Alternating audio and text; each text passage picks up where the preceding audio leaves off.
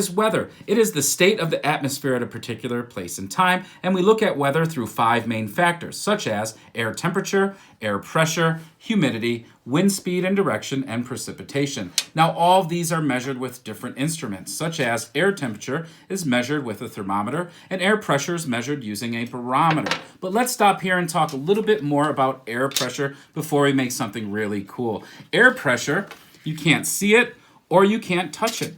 It's the weight of air molecules pressing down on Earth, and this influences weather and climate because low air pressure indicates stormy weather, while high air pressure indicates fair weather.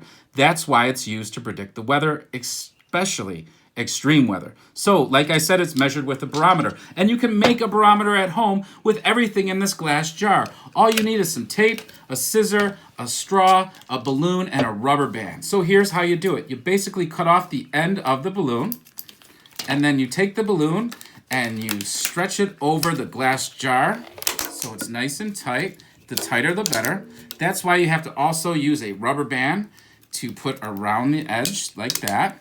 And now all you have to do is take a piece of tape and then you tape a straw right there in the center and you're good to go. There's a barometer. Now all you need to do is make a scale. Now when there's high pressure, it will force the balloon down and the straw will go up and point to high pressure.